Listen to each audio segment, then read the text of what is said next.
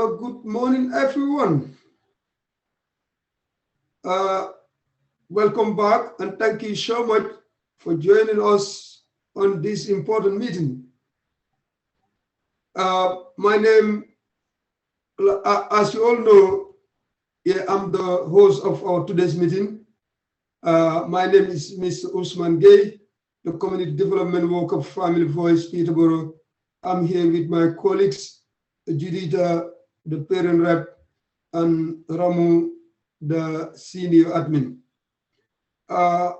First of all, can I remind you all that we'll be recording our today's meeting and can be accessed via Facebook and YouTube pages.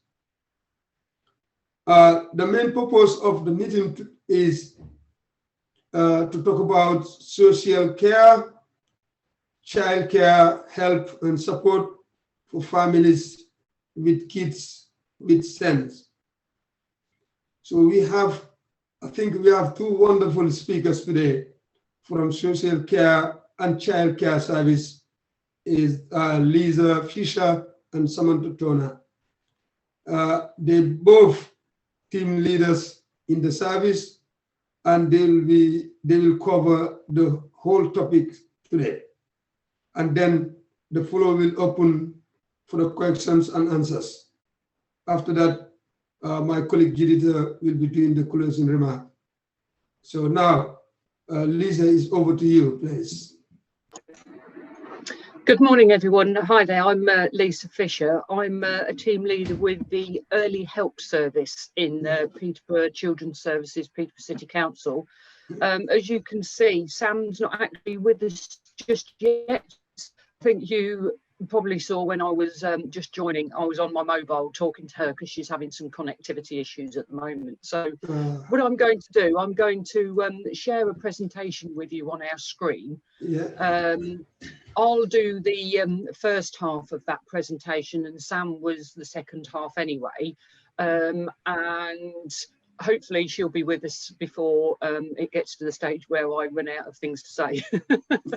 So fingers crossed on that, folks, fingers crossed. But just bear with me one moment and I'll go to the presentation and hopefully be able to share the screen. Just bear with me.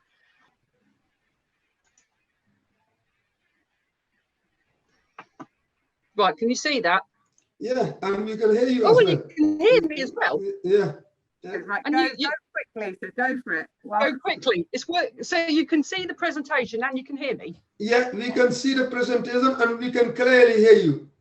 Woohoo! Okay, then we're up and running. That's all right. Only took 15 minutes. It's all right. It's just delay tactics. It's just delay tactics. Right. Is that big enough for you to be able to see? Not actually, not. It's a little, yeah. The writing are very small. I'm not sure whether others they happy with it, but it's really small. If you right, okay then. Well, what we'll do is we'll send you the presentation afterwards anyway. I wasn't planning on reading it word for word. More giving you an overview of what it says anyway. Yeah. So rather than sort of try and do another trick in terms of making it bigger, which I can't see anything obvious at the moment in order to make. Oh, hang on, sorry to interrupt, Lisa. Just at the bottom of your screen, at the bottom right hand corner, it looks like a blind with an arrow. You know, like yeah, it does. This. If you press on that, yeah, it should do a slideshow. It's getting bigger. No, you. The next one, to your right, that one.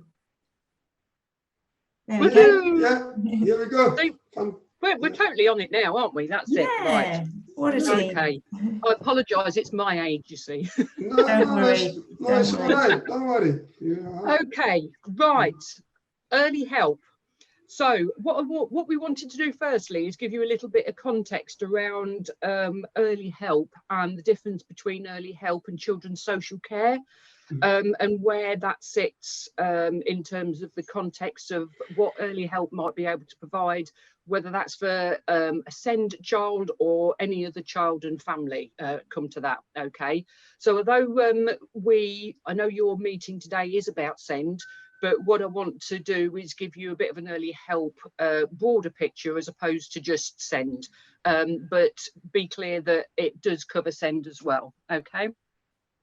So primarily early help is, as it says, it's about ensuring that children and families receive the right support at the right time, and that being the earliest possible time, really. That's not necessarily early in terms of age, it's early in terms of the presentation of need.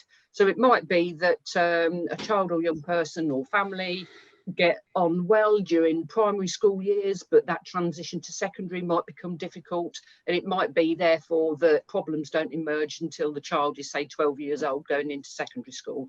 But in terms of early help, that would be the first time that needs are presented, and therefore that would be when we would support the family with the identified needs. Okay, so certain families in Peterborough, I will show you shortly what we call the continuum of need. It's on slide 4 or something, actually, which in fairness would be useful. I didn't put this presentation together, but it might have been useful to have it at the start of the presentation, because it's about how we see children, young people and families go from sort of no need, if you like, to sort of move across a continuum, but then maybe come back again, and some waver in the middle through early help, targeted support, more specialist help, children's social care and what have you. So we do recognise that some families need more help, but hopefully in terms of whether that's SEND or whether that's child protection or whether that's drug and alcohol or whatever those targeted support levels are needed, we can either support an early help level or step that up or step that down to universal support or more targeted support. Okay, and that's really what that slide is suggesting, that there is targeted services but also specialist services. Right, now I've got to move the slide on to the next one, and how do I do that? Just press your down arrow on your computer. There you go. Yeah, I've done, oh, there we go. I have done that, but there we go. So this one, as I say, talks about helps of so aims, sorry, of early help, and it's about that first sentence there is a bit formal, I think. Delivering effective early help services with a strong evidence base. What that's trying to say is we want to deliver what works, so proven support mechanisms. And what Sam will talk about in a little while is our parenting courses, and definitely the parenting courses that we deliver do have that strong evidence base. So it's about what works, really. It's about relevant and appropriate support. So it's about identifying what families need and providing the most appropriate support during that time. That might be SEND, as we're talking about today, but it also might be a whole range of other issues that might become apparent. The next bit's really important. So joined up and coherent ways of working across agencies. Early help actually in itself doesn't deliver anything. We're not a refer to organisation where we will then choose one of our team to deliver this or this. We are actually more a brokering service in Peterborough. And the way that we work is that professionals out in the field would identify a need within a family, and through the early help service we would broker those support services that we pay for through the early help budget. Okay, so I hope that makes sense. But we do have a small team of family support workers, and that's something that we put together during the COVID pandemic due to there being quite a big gap in support for families during COVID. But in actual fact, other than that, what we do is we commission services across Peterborough to deliver the support on the early help team's behalf, if that makes sense. So we're a commissioning model in Peterborough. Part of our aim as well is to enable and empower local partners, professionals to support families themselves. So we do a lot of partnership work with schools, and again this would be around the SEND agenda where necessary, and we would use our knowledge and the members of our team to support schools to advise what support is available, to train professionals to use our electronic recording system, which is called EHM, Liquid Logic, the early help module. And we do all sorts of empowering of local partners, joining up, you know, making good relationships, talking to people, going out, doing visits and what have you. That includes health colleagues, police, you know, drug and alcohol services, you name it. So, and that comes into the building capacity with voluntary and community organisations. Certainly in the past, both Sam and I have been out and spoken with grandparents in particular that have special guardianship orders for their grandchildren potentially, or wider family networks that look after their children as opposed to the parents. So any of those sort of organisations, we're always happy to go out and talk about what early help can offer. And obviously at the end of the day, it's about outcomes for children and families, and therefore we do our best to support professionals and organisations out in the field to provide the very best for those families. Okay, so moving on, early help starts potentially with an early help assessment. So where a professional or someone having that front line connection with a child or family identifies a multi-agency response maybe. So we might have a parent that sort of rocks up to school when dropping little Johnny off and says, oh, I don't know whether you know, but actually in order to cope with my emotional health, I'm drinking a bottle of wine every night and I'm not being as emotionally available for little Johnny as I should be. So in actual fact, the school could then just say, oh, yeah, I know of an organisation that could help with that. Are you happy that I refer you, or do you want me to give you the contact details? Blah, blah, blah. And off they go. You know, that could be a universal offer. It's something that's available to everybody with a little bit of help and support. A referral could be made and that's managed. I think when mum comes to school and says, yep, I'm drinking a bottle of wine a night, but my husband's left me. Before he left me, there was some concerns around domestic abuse. Little Johnny at home is really angry. He's, you know, potentially damaging the furniture, hurting his younger siblings. You know, once that situation becomes a little bit more complex, that's when we would be looking at considering an early help assessment. And that early help assessment is a holistic view of the family situation.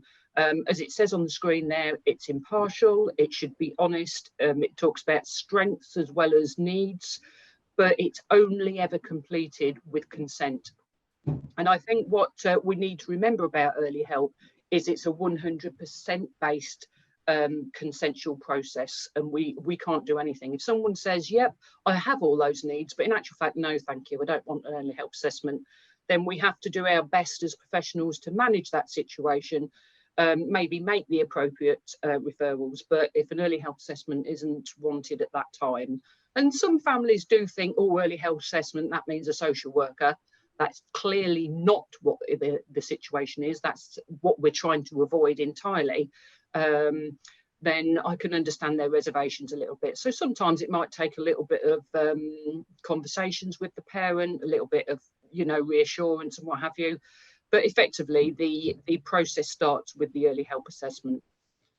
So from the early help assessment, we would, as the slide suggests, share that where appropriate with other professionals. So we might say, you know, that in the scenario I've given, that little Johnny is a little bit angry. We might refer to our organisation called Young Carers. So where Little Johnny needs a little bit of support with his emotional needs around his mum's mental health and alcohol misuse. We might send a copy of the assessment with consent forward to that organisation in order to support little Johnny appropriately. Likewise, we might send it on to CGL, Change, Grow, Live, which are our organisation that supports parents with alcohol or drug misuse, so that they are aware of what support the parent needs. Okay, so it's only shared in a coordinated way, given the family's consent. And as it says there, early help assessments are completed with families. I would say, I think I did the analysis recently, I think 80% of early help assessments are schools. And then there are some health colleagues and what have you. I was going to just look and see if I could give you some more accurate figures. So, for instance, last month, we read just short of 100 early help assessments. And of those, 55 were completed by primary schools, 28 by secondary schools, 7 by health, 7 by preschools, and a couple just by other. So as you can see, our main relationships, if you like, in terms of early help assessments are with schools. And that's where you will clearly find the SEND requirement come under, and some of those assessments that are completed by them. So this is the continuum of need. As he says, not all families need an early help assessment. There are lots of services out there, I'm sure you're aware, in terms of some of the voluntary organisations that I can see you're from today, that would provide support to families without them having an early help assessment. We call that the universal services that are available to children and families. Includes health visitors and support in schools and those organisations, Citizens Advice Bureau, all those places where you can just pop along and get some support if you need it. If families require further targeted support, as I say, we call this the windscreen, so you can see how they go from one side to another as a windscreen wiper might do.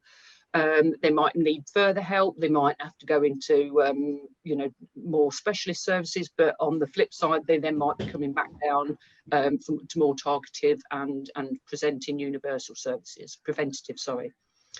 So clearly, what our role is, where possible, as if you look at the middle of that continuum of need, is to prevent those families from going from one side of the windscreen right across to the other. Because as we all know, specialist services are incredibly expensive.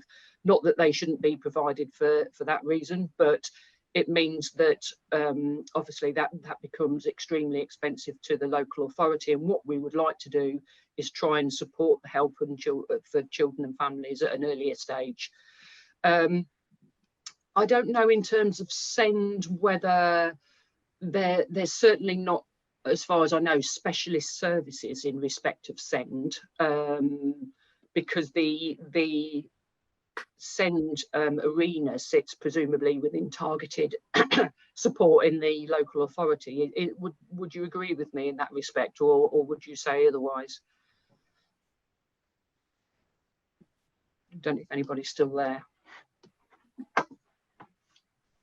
Do you agree, Usman, that specialist special educational needs sits within a targeted support area? Yeah, I do feel that. Honestly, I do feel. Yeah. I don't know the rest, but definitely I really feel. Yeah, it's absolutely. Yeah. And I will have a question when you will finish, Liza, regarding all of it. Thanks. Okay, I've just got one more slide, I think, and then we'll have a couple of questions before Sam starts on her bit. So yeah, okay. Let me just move down. We want to wait until you finish so that people will be able to ask questions. Then you can answer. Yeah. Okay, that's great. So what it's done here is just giving you a couple of examples really of targeted support services in Peterborough. We do have a 0 to 5 agenda in terms of special educational needs support, and that's called our early support pathway. So that's specifically for children and young people that are preschool that are showing developmental delay.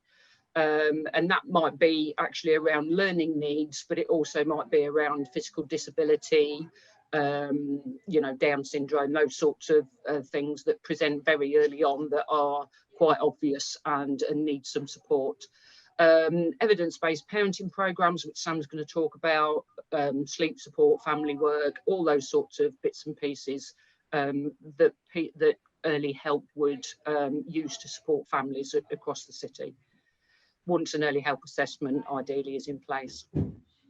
Right, and that goes on to Sam next. So do we want to come back then to any questions that you have so far, and then we'll let Sam take it from there. Yeah, that's a very good idea. Judith, if you have any question or anybody has a question, can you come forward, please, and ask the question, please? Yeah, I would like to ask, first of all, thank you for that one very detailed and informative presentation, Lisa. And you answered to everything, but I would like to ask about the refugees, families with kids with CND. That these families has to go the process general routine, like everybody else, or you have the special some project for them to go through? No, we don't have any special project to go through. No, not at all. The only thing I would say in respect of refugee families is we do have access to a translation service, should that be required, in order to support them to complete appropriate paperwork and things. But assuming that the child is in an education setting, they would go through the same process as normal. Are we suggesting that some of these children and families might not have access to an education setting? Yeah. If they, for example, because they are refugees families, they usually have a barrier of language. So you told that there is a translation service, but the other thing is cultural differences. They coming religious, differences. They coming with together with all of it, and also there is a lot of fear. They have to communicate with the institutions, organizations, and especially if it is services, and they comes with this own usually bad experience of communication in their own countries. That's why they have that fear. Right, and I can completely understand that, and that must be a very difficult experience for them. The only thing I would suggest in that respect is, because the responsibility of the early help service is to engage with professionals and families across the city, we would 100% offer to come and meet with the family via an interpreter or professional. And I've done this only recently. I had a family from, let me say, Israel or somewhere like that, with two daughters. Mum had experienced domestic abuse. She'd literally just moved into a home. She had no access to sort of benefits or anything, and I literally went out myself and met with Mum and an interpreter. Now, even though her daughter, who was 11 and actually did have SEND needs to a degree, spoke English, I didn't want the 11-year-old daughter to be translating for me, because that was wrong. So we went out and we supported Mum to complete appropriate benefit applications. We helped Mum support school applications and all those bits and pieces. So it's not something we do very often, but if there was a particular difficulty in respect of a family, then I'm sure what we could do is come out and meet with them with an interpreter and ensure that the information that we have around what we could do to support them could be shared with them appropriately, and we could reassure them that that wasn't going to be something that they should be afraid of. All right, thank you very much. Good. No problem. Maria, you have a question. Thank you. Sorry, it says that I'm Becky, but I've taken over from Becky as the new. I think it's just I must be using her login details. I've only been with Parker So those of you that don't know us, we're the Peterborough Asylum and Refugee Community Association. So what Judita has just mentioned is very relevant to us, because we're having those types of people, either we're supporting them through the different schemes, or they are people that are just calling in as asylum seekers. So that's really helpful, because it's similar to the questions I had, being new in post, but I've already encountered people that, you know, aren't happy with their living conditions. They might have been housed, you know, through the Home Office.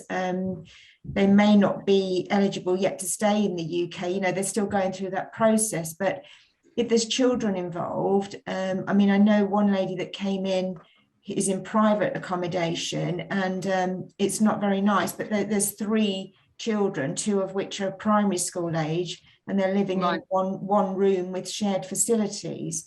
And, you know, they start to show me sort of videos of creepy crawlies in the kitchen and things like that. And it's, and you know, you want to, I mean, certainly in my role, I want to know how we can help these people, short of saying, you know, get in touch with your landlord. It's not just a housing issue. I mean, those children are in school. She hasn't said there's an issue with the children. I mean, I did meet the children. You know, they seem quite healthy and happy and speak very good English. I think they're teaching mum English. But that's not to say that we're not going to get people coming in, you know, with all sorts of issues where they will need support. So I just wanted to be clear in my mind.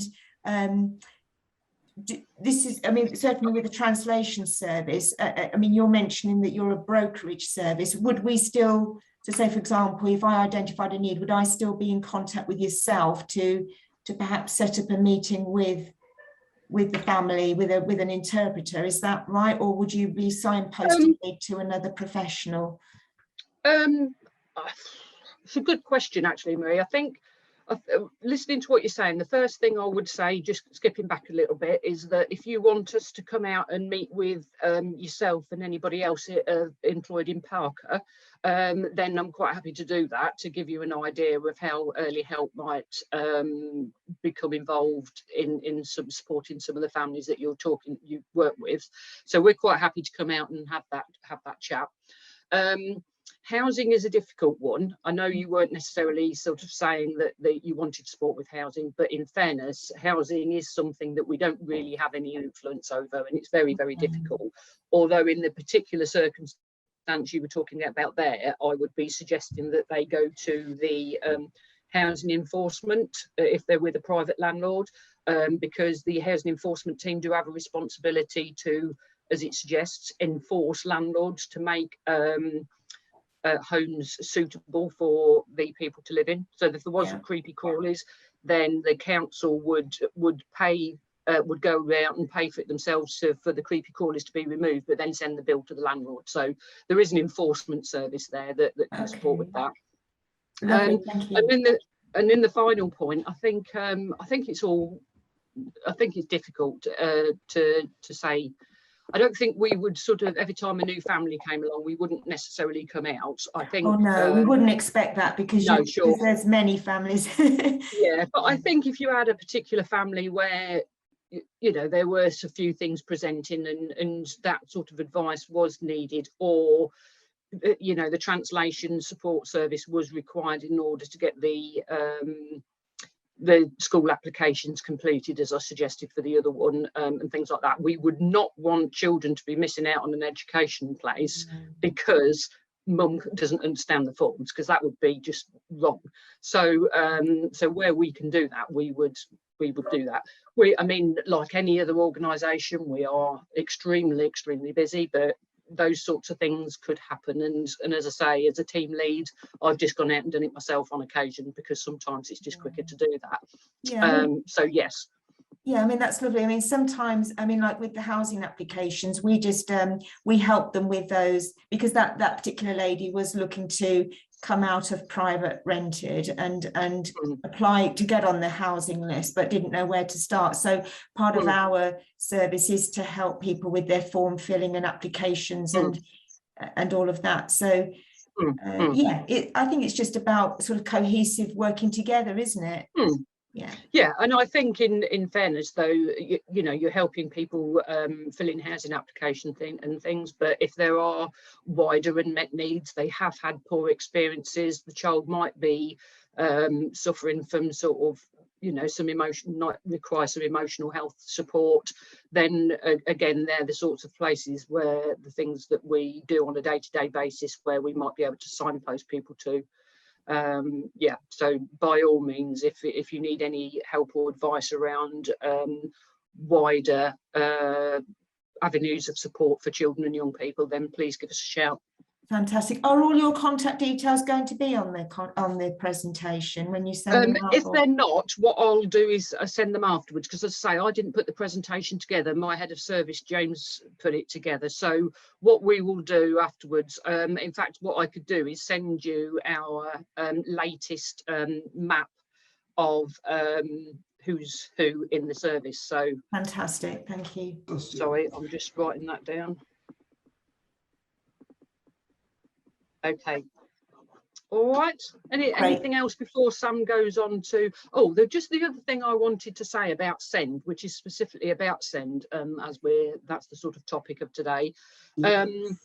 I part of the role that I do as team lead. I work with what we call the hub, the Children's Social Care Hub. And when a new contact into children's social care comes in, if that contact doesn't meet threshold for social care support, part of my role is to signpost the family to avenues of support.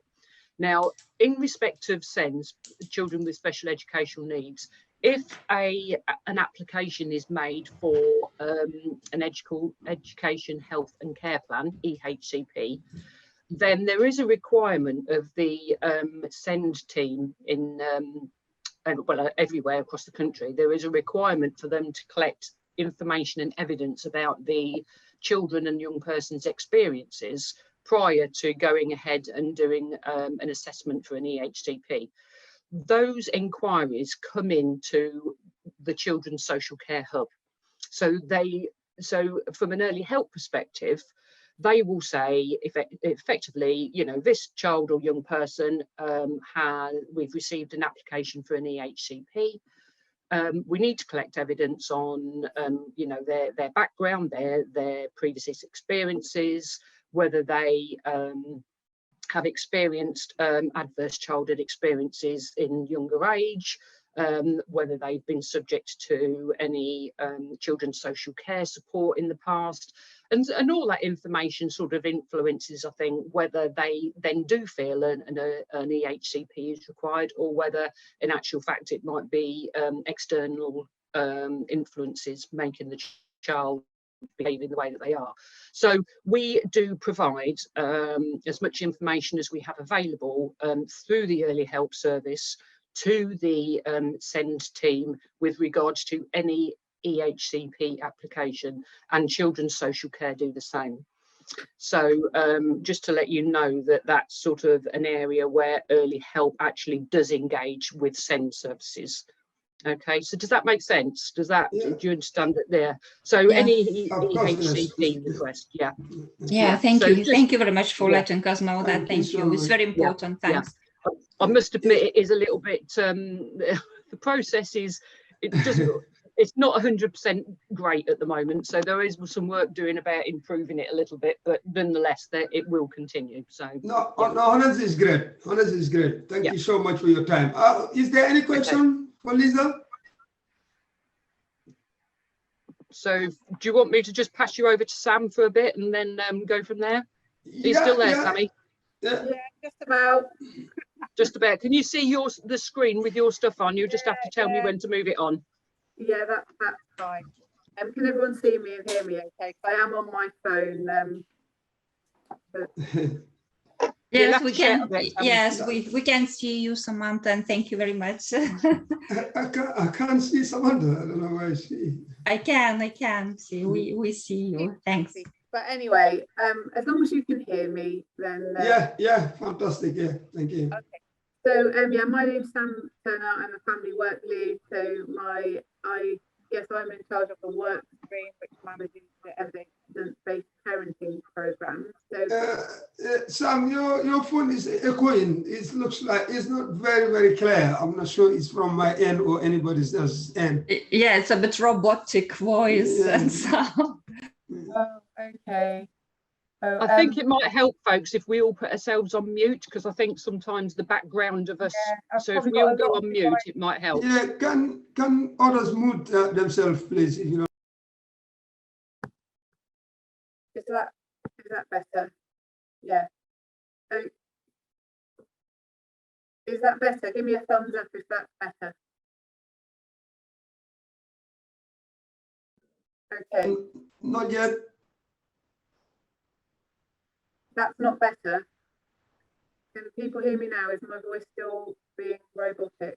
Yeah, it's still doing it. It's occurring. I don't know why it's doing that.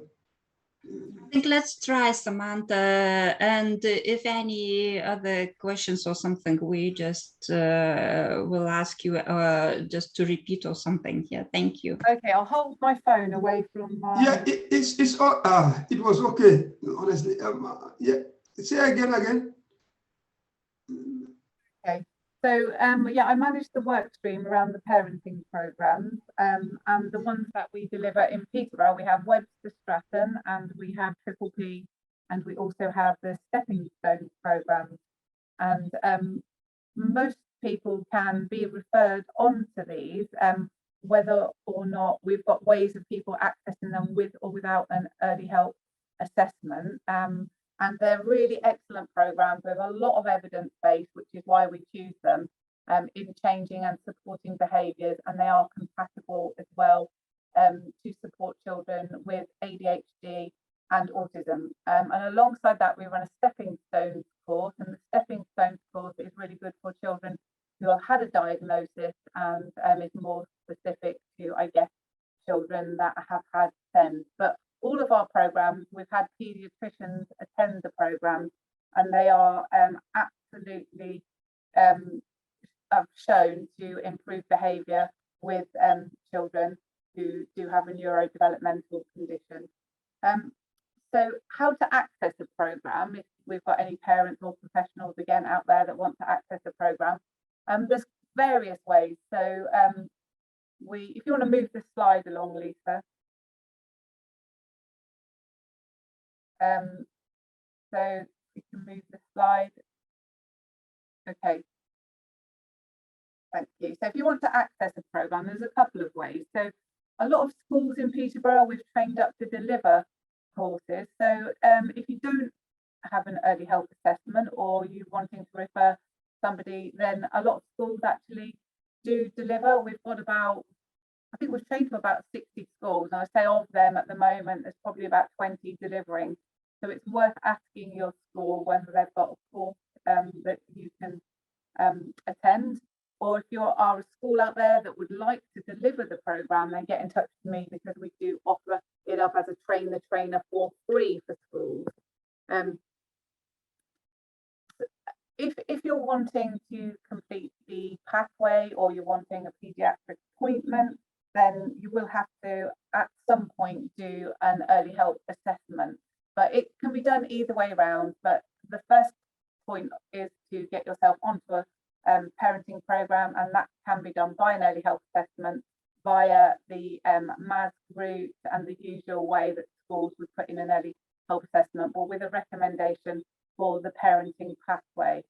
And we have found that it's such a huge benefit, because while people are on the waiting list to see a paediatrician, they get some really good strategies to help cope with that behaviour.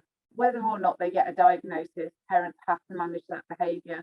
So it's a really good course. And most parents, although a lot of them are a little bit sort of doubtful to start with, every single parent that we have that's come off of the course says how fantastic it was. So yeah, next slide.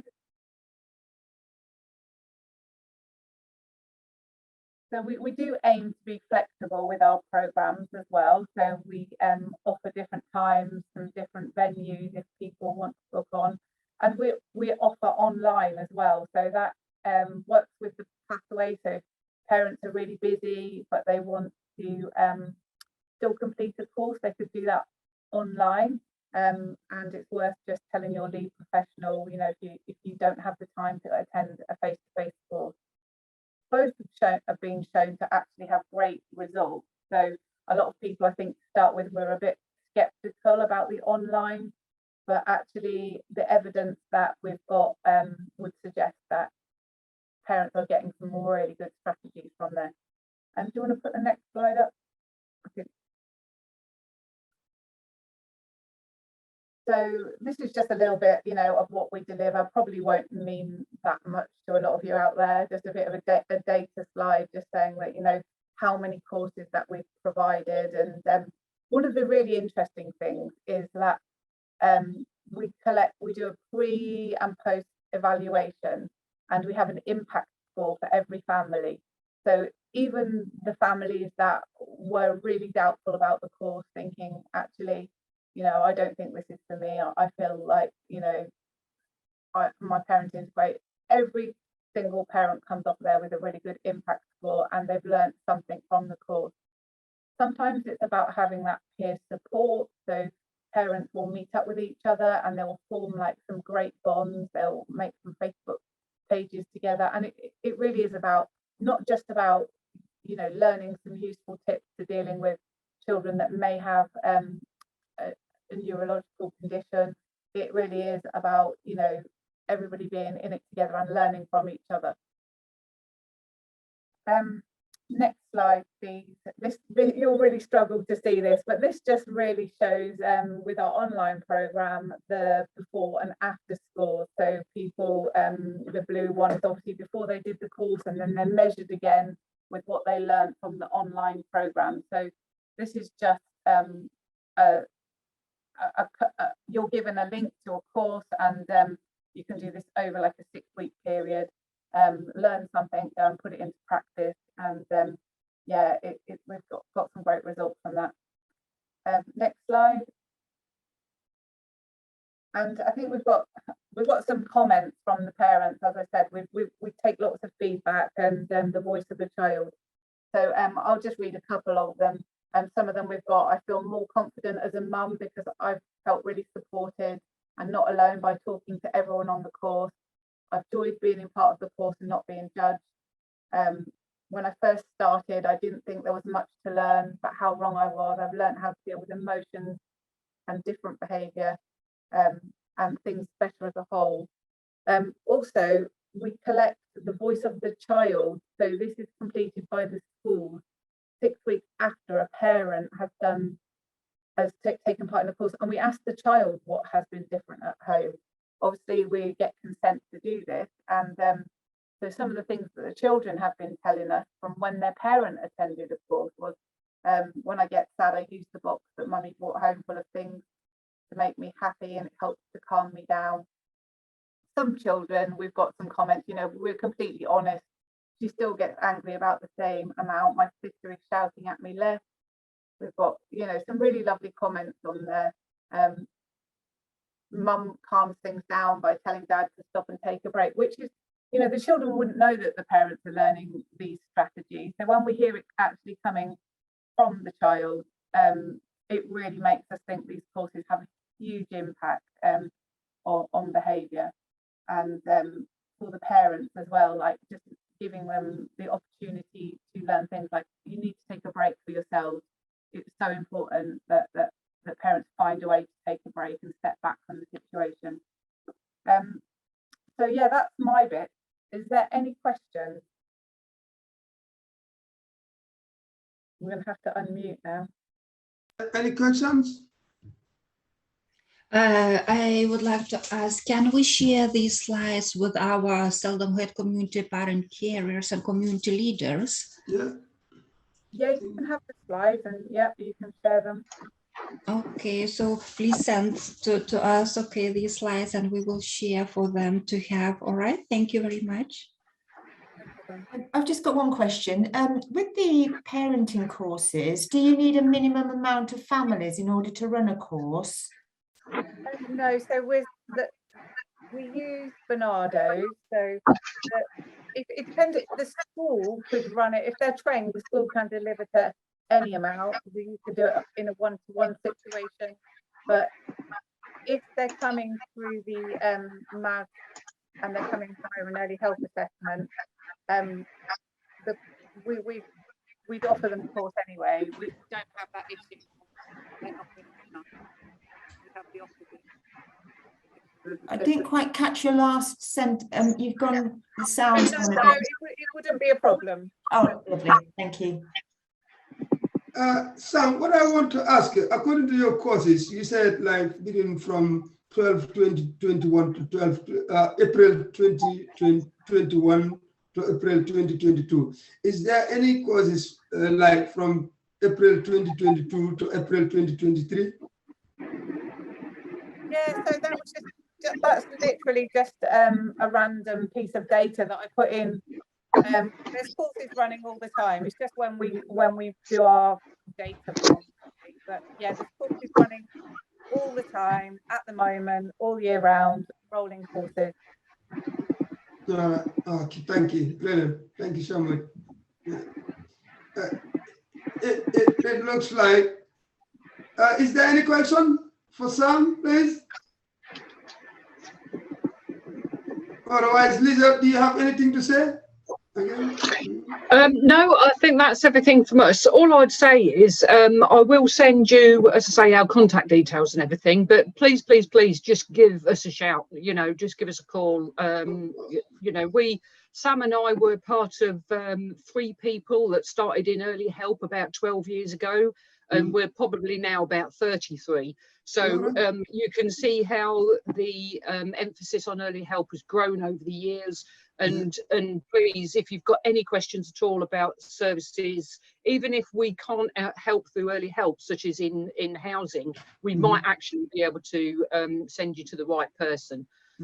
So we've got contacts, across the organisations and what have you. So if you ever struggle, then the offer's there. Give us a shout. Yeah. All right. Sure do. Thank you so much, you guys. And I'll who should I send the email to, the slides and the contact details? Who would you like to send that to? Yeah, can you send it to Judith? Judith will share it with. Yes, please send to me. Thank you. And Judith, are you at Family Voice as well? Yeah, Judith at familyvoice.org. She's our parent. Hello. There's a person called Pro Controller on the thing. I've messaged them. Can they message me their name and organization, please? I think that's me because I'm on my phone. So that's it's Sam. Sam, yeah. Oh, okay. Her name is Sam. Samantha Tono. Yeah. Okay.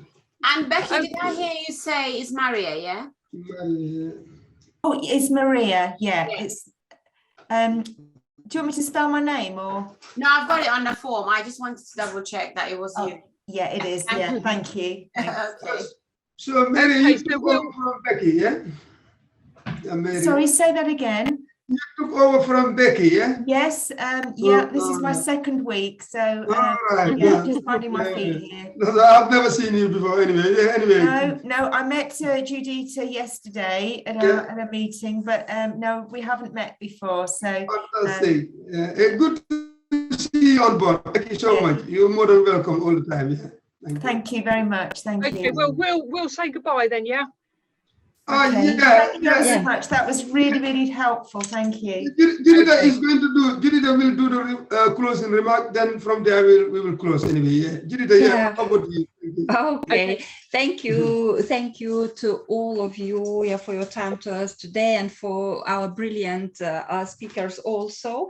And just a kind reminder to complete the feedback form that was sent to your emails with the Zoom link for the session, and because your feedback is very important to us getting the funding to run more sessions to help families and parent carers. And please join our next Seldom Heard Community Forum meeting on Wednesday, 24 of August, 12 a.m. 2 p.m. Seldom Heard communities and parent carers coming together, face-to-face meeting at Orton Goldhay. everyone is very welcome. So once more, thank you for today. Thank you. Bye. Thanks again.